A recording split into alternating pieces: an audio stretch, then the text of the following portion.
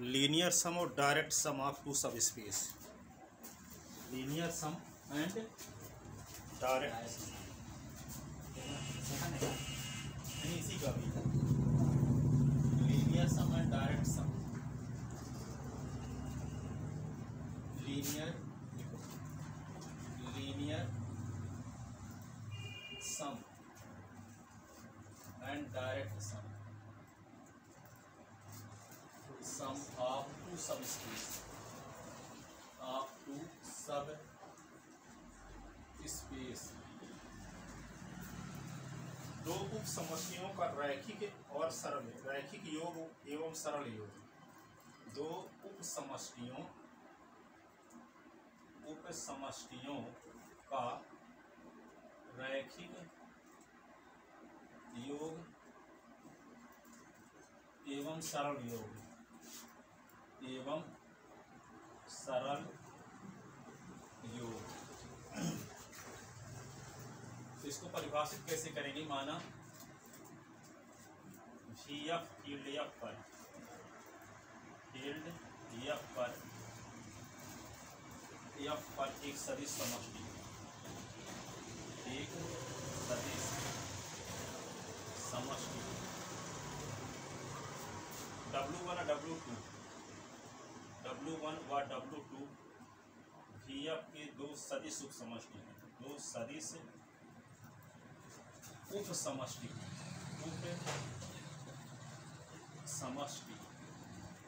सदिश उप समष्टि। तब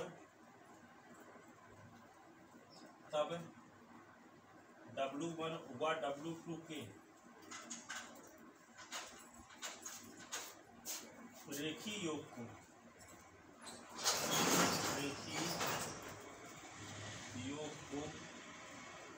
W1 प्लस W2 से डिनोट करते हैं, एवं निम्नानुसार परिभाषित करते हैं। कैसे परिभाषित करते हैं? W1 प्लस W2, ये W1 और W2 का रेखीय योग है, इसको दर्शाते हैं W1 प्लस W2 से। परिभाषित कैसे करते हैं? अल्फा1 प्लस अल्फा2, जहाँ अल्फा1 W1 का एलिमेंट है, अल्फा2 W2 का एलिमेंट है।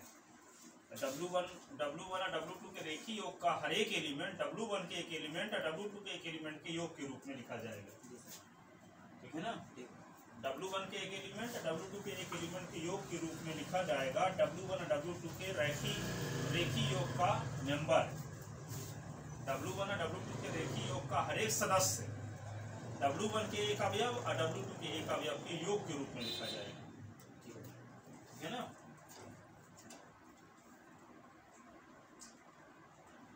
So that, इसी में दिखाई देते हैं, so that W1 intersection W2 is subset of W1 plus W2। W1 और W2 के रेखीय योग का, W1 और W2 का रेखीय योग जो होता है सुपरसेट होता है W1 और W2 के इंटरसेक्शन में, अर्थात W1 और W2 इंटरसेक्शन W2 सबसेट होता है W1 और W2 के रेखीय योग का, रेखीय योग होगा। यहाँ पे so that इसको प्रूव करके दिखाते हैं। ठीक है? Let अल्फा1 बिलोंग इन W1, चूंकि W2 सदिश उप समष्टि है, सदिश उप समष्टि है, कम से कम इसमें तत्सम का व्यवस्थ होगा, इसलिए 0 बिलोंग इन W2। तो अल्फा1 को हम लिख सकते हैं क्या? अल्फा1 प्लस 0 ले सकते हैं, इसको 0 बार लगा लो, क्योंकि फील्ड के एलिमेंट को 0 लिखते हैं और सदिश समष्टि और उप समष्टि के एलिमेंट को 0 बार से लिखते हैं ना। तो अल्फा1 को हम लिख सकते हैं अल्फा1 प्लस 0 बार, तो कोई फर्क नहीं पड़ेगा। लेकिन अल्फा1 किसका एलिमेंट है? W1 का। 0 बार किसका एलिमेंट है? W2 का। तो ये दोनों का योगफल किसका एलिमेंट हो जाएगा? W1 और W2 के रेखीय योग का होगा। तो हम अल्फा1 किसका एलिमेंट मान कर चले थे? W1 का, तो वही किसका एलिमेंट हो गया? W1 प्लस W2 का। इसका मतलब इसके पूरे एलिमेंट इसमें कंटेन है, तो W1 सबसेट हो गया W1 प्लस W2 का। इस प्रकार alpha 1 belonging W1 plus W2, अतः W1 सबसेट हुआ W1 और W2 के रेखीय योग का। ये इक्वेशन हो गया फा। अभी हम इसका अल्फा 1 W1 के एलिमेंट लिए थे, अब अल्फा 2 W2 का एलिमेंट लेते हैं। पुनः माना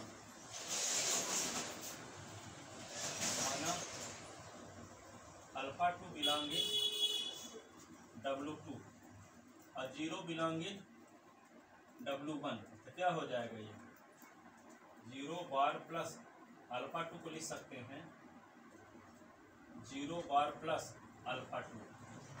ये 0 बार किसका एलिमेंट है W1 का, अल्फा 2 किसका एलिमेंट है W2 का, ये किसका एलिमेंट हो जाएगा W1 और W2 के रेखीय योग का।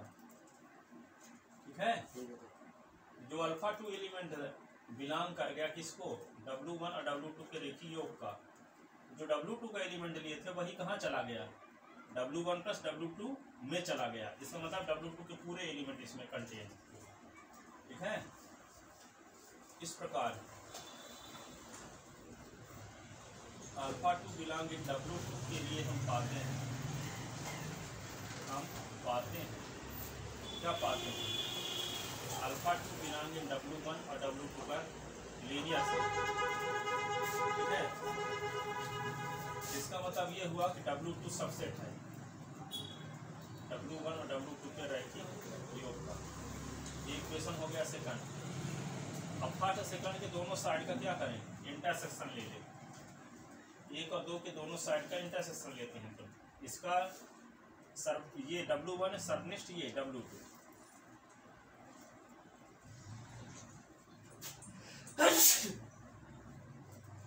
W1 सर्वनिष्ठ सबसेट, यहाँ पे क्या लिखेंगे W1 और W2 का लीनियर सम और सर्वनिष्ठ W1 प्लस W2 का लीनियर सम।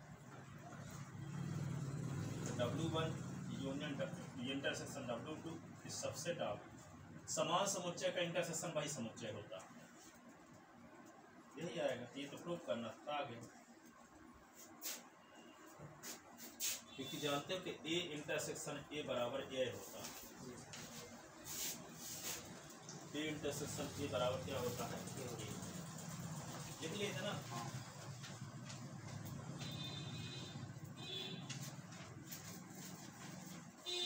अब एक छोटी थ्योरम है इसका।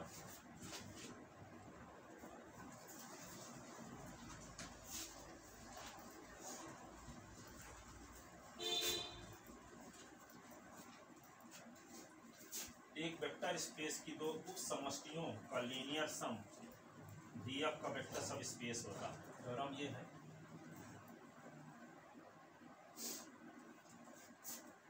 क्या होता है, थोड़ा सा इंक डालने से पढ़ाते हैं।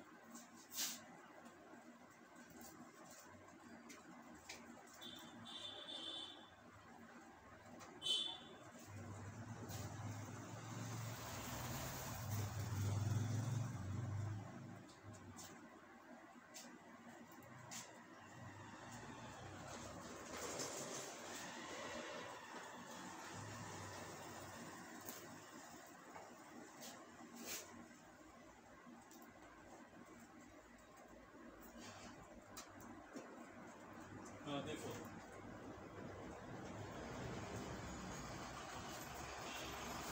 थ्योरम ये है, एक vector space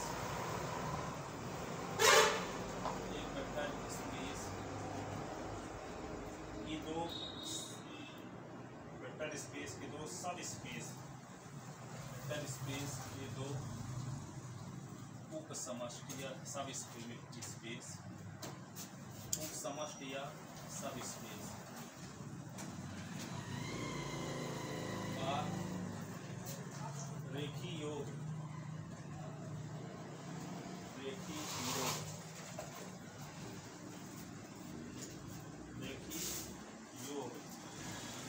W1 plus W2 का सदिश उपसमष्टि होता है।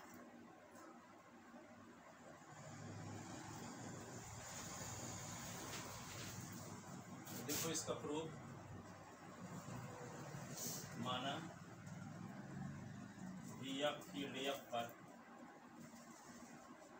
पर एक सदिश समष्टि है, एक सदिश समष्टि है तथा W1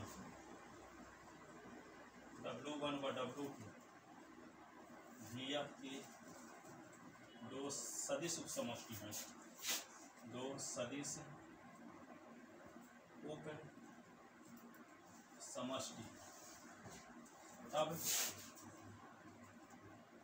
W1 व W2 का रेखीय योग, इसको हम दर्शाते हैं किससे, W1 प्लस W2 से परिभाषित कैसे करते हैं, alpha 1 plus alpha 2 such that alpha 1 belong in W1, alpha 2 belong in W2।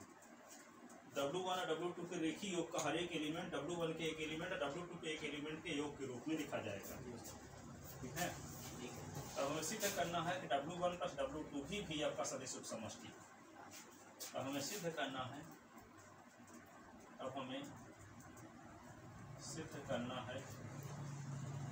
W1 plus W2 भी आपका सदिश उपसमष्टि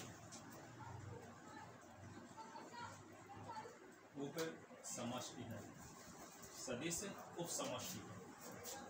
W1 प्लस W2 की आपका सदिश उपसमष्टि है। इसको सदिश उपसमष्टि सिद्ध करना हो तो क्या उसी के दो एलिमेंट लेते हैं, अल्फा और बीटा, और दो क्षेत्र के एलिमेंट लेते हैं, और ए अल्फा और b beta belong in W दिखा देते हैं, तो क्या हो जाता है, सदिश उपसमष्टि। जिसको सदिश उपसमष्टि प्रूव करना हो उसी के दो एलिमेंट लेते हैं और दो फील्ड के एलिमेंट लेते हैं, दोनों के गुणनफल का योगफल उसको बिलोंग करना चाहिए, जिसको हम वेक्टर सबस्पेस प्रूव करना चाहते हैं, है ना।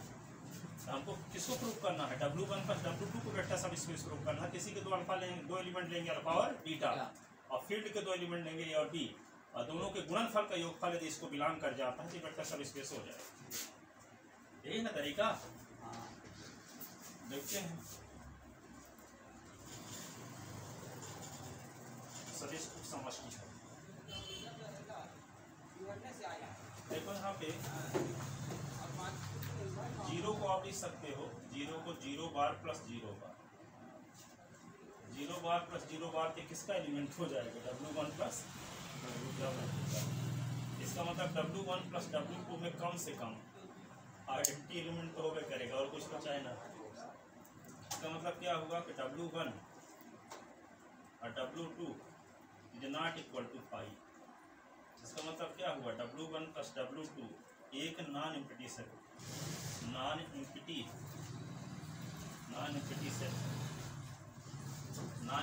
है, इसमें एलिमेंट है कुछ, ठीक है,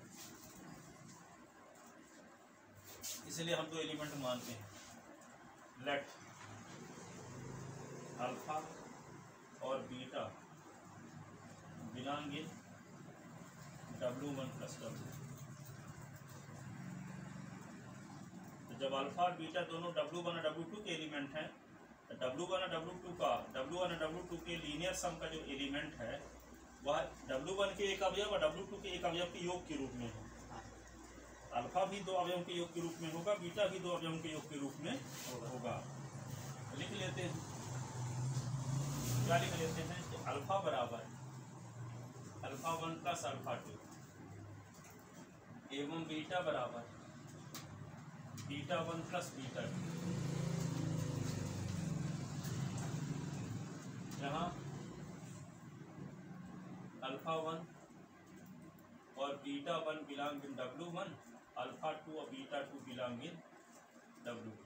ये W1 का एलिमेंट है, W2 का एलिमेंट, दोनों के योग के रूप का होगा अल्फा, क्योंकि अल्फा W1 और W2 के रेखीय योग का एलिमेंट है। ये हुआ।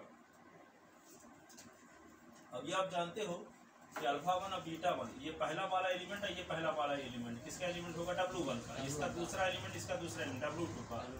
और W1 और W2 दोनों वेक्टर सब स्पेस हैं, सदिश उपसमष्टि हैं। इसलिए वेक्टर से सदिश उप समष्टि की कंडीशन इसमें सेटिस्फाई होगी। तो दो फील्ड के एलिमेंट लेंगे तो ए अल्फा 1 और b alpha 2 belong in W1, a alpha 2 और b alpha 2 belong in W2 हो जाएगा। यदि ए और बी बिलोंग इन या हो तो ए अल्फा प्लस बी बीटा पर विचार करते हैं कि W1 प्लस W2 का एलिमेंट है कि नहीं है। ए लिखो अल्फा के स्थान पे क्या लिख देंगे, अल्फा 1 प्लस अल्फा 2, और बी लिखो बीटा के स्थान पे बीटा 1 प्लस बीटा 2, ऐसे। अब इसको क्या लिख सकते हैं, A alpha 1 A alpha 2, B beta 1 B beta 2। इसी को क्या लिख सकते हैं, A alpha 1 B beta 1, A alpha 2 plus B beta 2।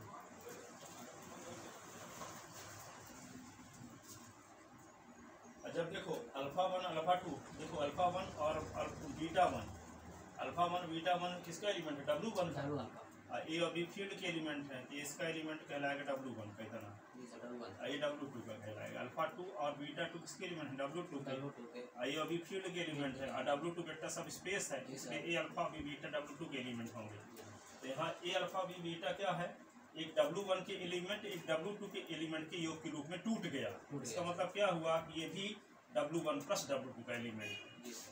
इसका अर्थ ये हुआ W1 प्लस W2 वेक्टर सब स्पेस, ठीक है ना। तो ये क्या होगा, इसको ऐसे लिख दो और ये इसको ऐसा लिख दो, ठीक है। और यहाँ लिख दो, यहाँ W1 ओवर W2 दोनों सदिश उप समष्टि हैं, उप समष्टि हैं, इसलिए अल्फा 1 और बीटा 1 बिलोंग इन W1, ए और बी बिलोंग इन एफ के लिए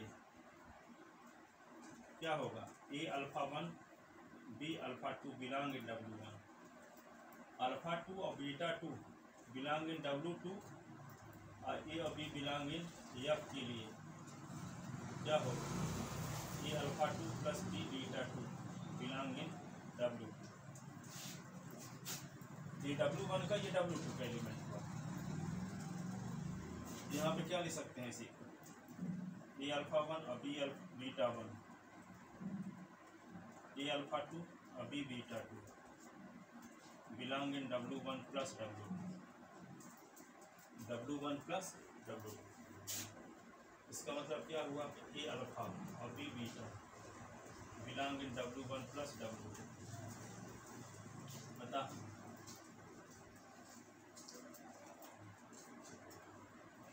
W1 प्लस W2 एफ का सदिश उप समष्टि, सदिश उप समष्टि।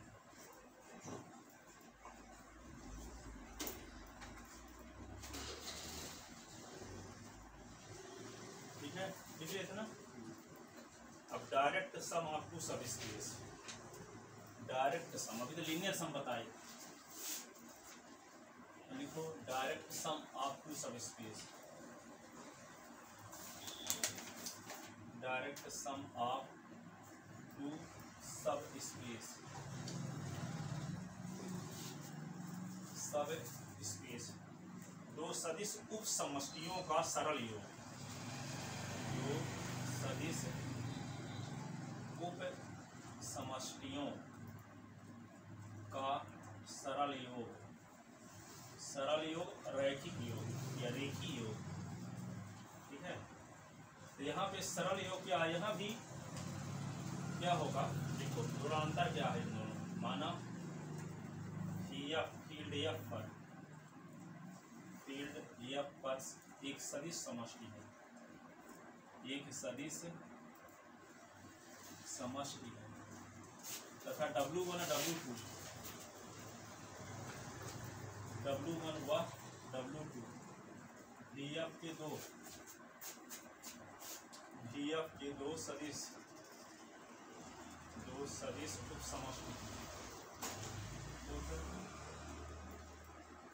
समष्टि है। तब यदि V के ईच एलिमेंट, यदि भी एफ के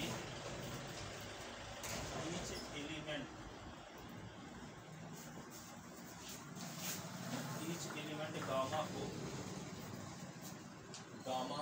को W1 के एक अवयव, W1 के एक अवयव और वह W2 की एक अवयव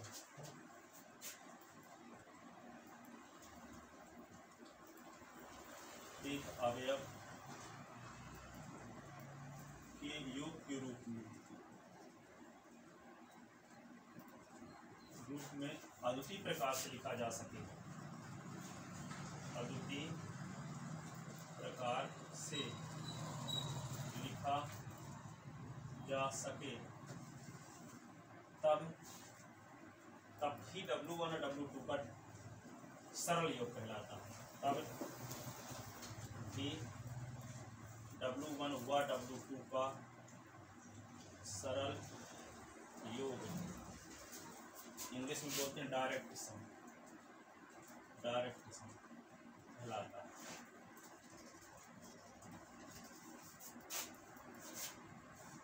इसे निम्नानुसार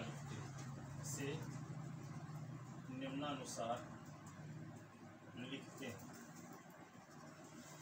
क्या लिखते हैं? V is equal to W1 और W2 के बीच में प्लस अंडर द सर्किल, ठीक है। ये कहलाएगा V W1 और W2 का डायरेक्ट सम, और वहाँ प्लस है वाला लिखा था रेखीय सम, रेखीय योग। ये सरल योग है। क्या है? सरल योग।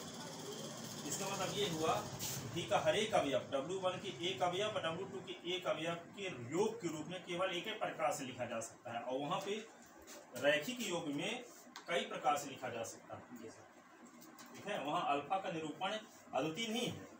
यहाँ V के हर एक एलिमेंट का W1 के एक अवयव और W2 के एक अवयव के योग के रूप में लिखने का तरीका एक ही होना चाहिए, एक से अधिक तरीके से ना लिखा जा सके, नहीं तो डायरेक्ट सम नहीं कहलाएगा, ठीक है। और रेखीय योग के लिए कोई जरूरी नहीं है, एक से अधिक प्रकार का भी लिखा जा सकता है। लेकिन V का जब हर एक एलिमेंट W1 के एक एलिमेंट और W2 के एक एलिमेंट के योग के रूप में केवल एक ही प्रकार से भी लिखा जा सकता है, तब कहलाएगा कि V W1 और W2 का क्या है? डायरेक्ट सम है, सरल योग है। डायरेक्ट सम यानी सरल योग, ठीक है। और रेखीय योग के लिए क्या है? वहां भी V का कोई एक एलिमेंट W1 के एक एलिमेंट और W2 के एक एलिमेंट के योग के रूप में अद्वितीय रूप से लिखा जा सके कोई जरूरी नहीं है, और यहाँ अनिवार्य, ठीक है। यहाँ भी V का हर एक एलिमेंट W1 के एक एलिमेंट और W2 के एक एलिमेंट के योग के रूप में होगा, लेकिन इसका निरूपण अद्वितीय होगा, और वहाँ कोई जरूरी नहीं है कि अद्वितीय हो, ठीक है, रेखीय योग के लिए।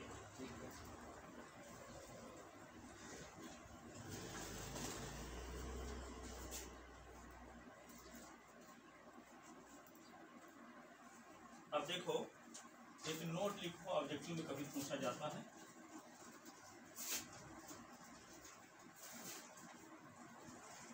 V is equal to W1 under the circuit W2, note में, हाँ, अर्थात उसी के आगे लिख ले थोड़ा सा। V का ईच मेंबर गामा, V का प्रत्येक अवयव गामा अद्वितीय रूप से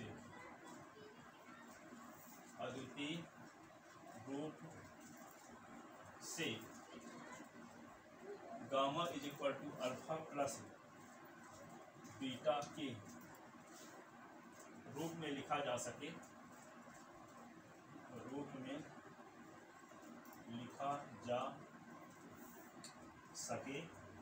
जहां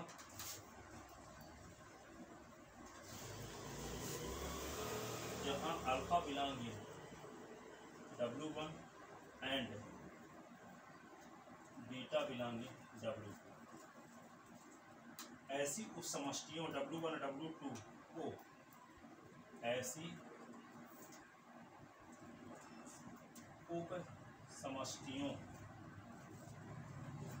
W1 व W2 को पूरक उप समष्टियां कहते हैं। V की पूरक उप समष्टियां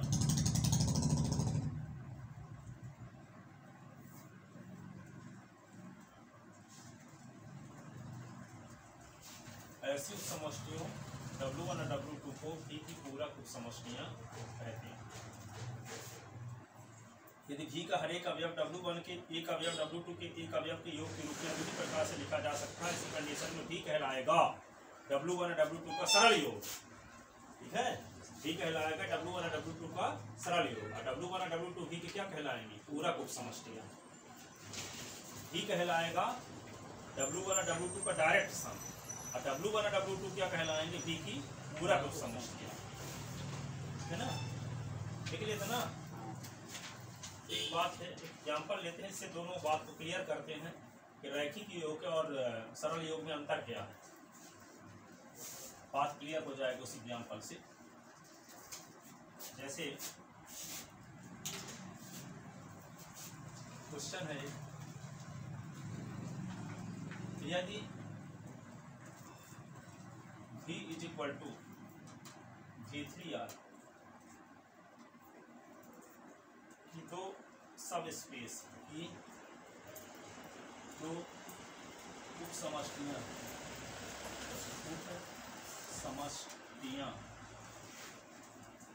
W1 is equal to A0C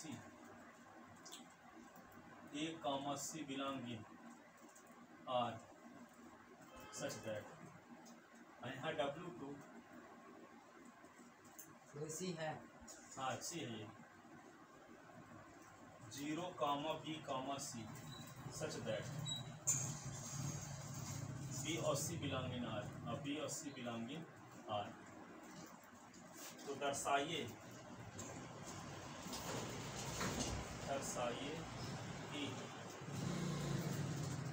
कि क्या है? W1 W2 का रेखीय योग है एंड सरल योग नहीं। V is not equal to W1 और W2 का सरल योग। V W1 और W2 का रेखीय योग है लेकिन सरल योग नहीं। सुनो, V3R का मतलब क्या होगा कि इसके सभी एलिमेंट त्रिक के रूप में होंगे, x1 y1 z1, s2 y2 z2, s3 y3 z3, इस टाइप के एलिमेंट। और W1 के एलिमेंट क्या होंगे? जिसका दूसरा कंपोनेंट 0 रहेगा, पहला और तीसरा कुछ रहेगा लेकिन दूसरा 0 रहेगा। इस प्रकार के W1 के एलिमेंट। और W2 के एलिमेंट इस प्रकार के हैं कि उसका पहला कंपोनेंट हमेशा 0 रहेगा, दूसरा तीसरा कुछ रहेगा लेकिन पहला कंपोनेंट हमेशा 0 रहेगा। तो समझ जाना वो W2 का एलिमेंट है, और दूसरा कंपोनेंट 0 तो समझ जाना वो W1 का एलिमेंट। ठीक है, तो आपको ये प्रूव करना है कि V W1 और W2 का रेखीय योग है लेकिन V W1 और W2 का सरल योग नहीं, सरल योग नहीं है। तो सरल रेखीय योग के लिए क्या होगा? V का हर एक अवयव W1 और W2 के एक अवयव के योग के रूप में लिखा जा सके, इसमें कोई शर्त नहीं लगी है। लेकिन सरल योग के लिए V का हर एक अवयव W1 के एक अवयव और W2 के एक अवयव के योग के रूप में केवल एक ही प्रकार से लिखा जा सके, एक से अधिक प्रकार से ना लिखा जा सके। ठीक है, यहाँ देखते हैं, माना हल यहाँ लिख लो, माना अल्फा बराबर A, B और C, क्योंकि V3R के एलिमेंट है, किसके एलिमेंट है? A, B, C त्रिक टाइप के होंगे। ठीक है, A B भर से काम नहीं चलेगा। V3 लिखा, 2 लिखा होता तो A और B भर लेते, V4 लिखा होता तो A B C D लेते, N लिखा होता तो A1 A2 A3 dash dash AN लिखते। ठीक है, तो अल्फा बराबर ABC लिख दे, कोई एलिमेंट लिए। ठीक है, बिलोंग इन V3R जहाँ ABC बिलोंग इन R, जहाँ ABC बिलोंग इन R वास्तविक संख्याएं हैं। तब देखो यहाँ पे ABC को हम ऐसे लिख सकते हैं, कैसे लिख सकते हैं? A0C/2 A0C/2 plus zero b c upon two, zero b और सी अपॉन टू। देखो इसका दूसरा कंपोनेंट जीरो है, तो इसका मतलब किसका एलिमेंट है सर? W1 का। और इसका पहला कंपोनेंट जीरो, इसका मतलब किसका W2 का। अब ए और जीरो जोड़ोगे तो क्या आएगा ए, जीरो बी जोड़ोगे तो बी, और C/2 C/2 जोड़ोगे तो सी, 2C अपॉन टू, तो सी ना आएगा। इन दोनों के योग के रूप में ये है कि नहीं है? और ये किसका एलिमेंट है? V3R का, सदिश समष्टि का एलिमेंट है। और ये W1 का, ये W2 का। तो यहाँ लेते हैं कि V का एक एलिमेंट है, W1 के एक एलिमेंट, W2 के एक एलिमेंट के योग के रूप में लिखा जा सकता है। इसका मतलब क्या हुआ कि यहाँ भी W1 और W2 का रेखीय योग है। ठीक है, इसको क्या लिख सकते हैं? Belong in W1 plus W2, क्योंकि A और zero C/2 belong in W1 and zero और B और C/2 बिलोंग इन W2। ठीक है, तो यहाँ V3R का स्वेच्छ अवयव W1 के एक अवयव हुआ W2 के एक अवयव के योग के रूप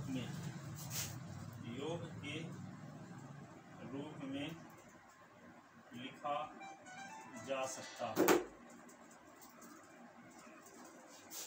जिसका अर्थ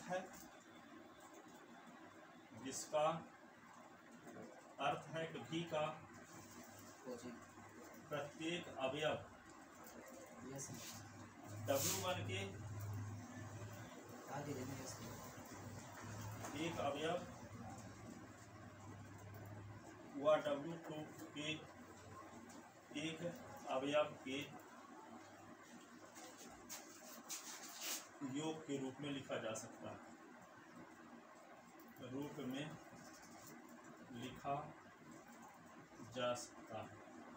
जब स्वेच्छ अवयव लिखा जा सकता है, इसका मतलब हर एक अवयव लिखा जा सकेगा।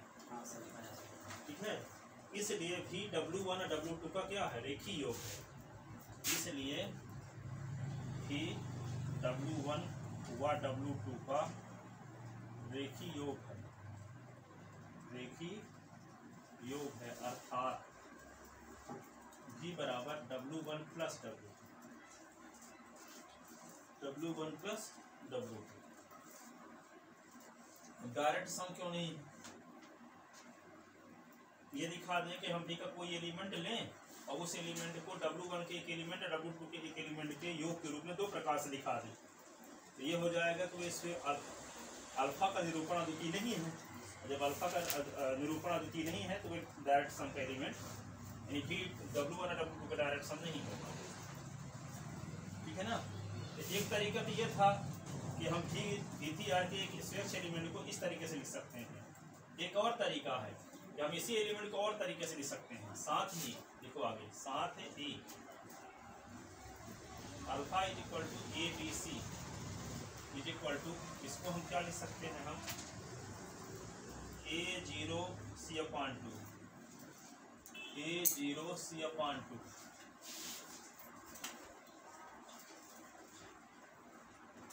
C/4 लिखो।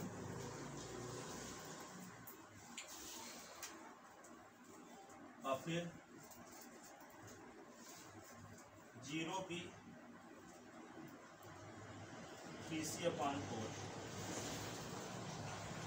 अब देखो इन दोनों को जोड़ते हैं। देखो A और 0 को जोड़ो तो ये आएगा, और 0B को जोड़ो तो भी ये आएगा, और C/4 और 3C/4 को जोड़ो तो 4C/4, तो 4 कट जाए C आएगा, नहीं आएगा। तो V3R का जो स्वेच्छ एलिमेंट ABC लिए थे, इसी एलिमेंट को W1 के एक एलिमेंट, ये W1 के एलिमेंट है कि नहीं है? सेकंड कंपोनेंट सुन होता है W1 का, और इसका फर्स्ट कंपोनेंट। तो एक एलिमेंट लिए V का, ये एलिमेंट W1 के एक एलिमेंट W2 के एक एलिमेंट के योग के रूप में दो प्रकार से लिखा जा सकता है। एक तरीका तो ये था, एक तरीका और। ठीक है, जब दो प्रकार से लिखा जा सकता है, इसका मतलब अल्फा का निरूपण अद्वितीय नहीं है। अल्फा का निरूपण यदि अद्वितीय होता तब हम कहते कि भी W1 और W2 का सरल योग है। तो सरल योग नहीं है। सरल योग होने के लिए यदि हम VCR का कोई स्वेच्छ एलिमेंट लेते हैं तो उस अवयव को W1 के एक अवयव और W2 के एक अवयव के योग के रूप में केवल एक ही तरीका से लिखा जा सकता है, एक से अधिक तरीका से न लिखा जा सकता हो। ऐसी कंडीशन में भी कहलाएगा W1 और W2 का डायरेक्ट सम, ठीक है, सरल योग कहलाएगा, ठीक है। लेकिन यहाँ देखते क्या है कि हम VCR के एक स्वेच्छ एलिमेंट ABC लिए, तो इस एलिमेंट को W1 के एक एलिमेंट W2 के एक एलिमेंट के योग के रूप में दो प्रकार से लिख सकते हैं। इसका मतलब अल्फा का निरूपण अद्वितीय नहीं है। अल्फा को केवल एक ही तरीके से नहीं लिखा जा सकता, दो तरीके से लिखा जा रहा है। इसलिए यदि ऐसा होता, यदि V का हर एक अवयव W1 के एक अवयव W2 के एक अवयव के योग के रूप में केवल एक ही तरीके से लिखा जा सकता, तब कहलाता V W1 और W2 का सरल योग, ठीक है ना। तो सरल योग क्यों नहीं है यहाँ? क्योंकि VCR का एक स्वेच्छ अवयव अल्फा लिए, तो इस अवयव को हम W1 के एक अवयव और W2 के एक अवयव के योग के रूप में दो प्रकार से लिख दिए, जबकि केवल एक ही प्रकार से लिखने में समर्थ होते, दो तरीके से तीन तरीके से न लिख सकते, तब कहलाता भी W1 और W2 का सरल योग, ठीक है ना। जब अल्फा का निरूपण अद्वितीय होता, अद्वितीय मतलब केवल एक ही तरीके से लिखा जा सकता, तब कहलाता सरल योग, डायरेक्ट सम। रेखीय योग तो कहलाएगा चाहे दूसरे तरीके से लिख सको। तो यहाँ अल्फा का निरूपण अद्वितीय न होने की वजह से यहाँ अल्फा को दो तरीके से लिखा जा रहा है, लिखा जा सकता है। यहाँ अल्फा बराबर ABC को W1 व W2 के एक एलिमेंट को W1 के एक एलिमेंट व W2 के एक एलिमेंट के योग के रूप में अद्वितीय प्रकार से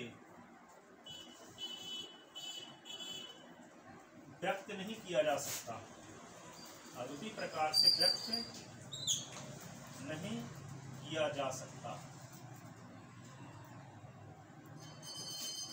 अर्थात अल्फा का निरूपण अद्वितीय नहीं है, अल्फा का निरूपण अद्वितीय नहीं है। इसलिए भी W1 व W2 का सरल योग नहीं है, रेखीय योग है, रेखीय योग है। अर्थात V बराबर W1 plus W2, W1 W का रेखीय योग है, लेकिन V is not equal to W1 और W2 का डायरेक्ट सम। अर्थात W1 और W2 का डायरेक्ट सम नहीं है और रेखीय योग है, ठीक है। सरल योग नहीं है, रेखीय योग है। समझ में आई बात पूरी? अब थर्ड पेपर है हिम्मत कि खत्म हो गई हिम्मत आपकी?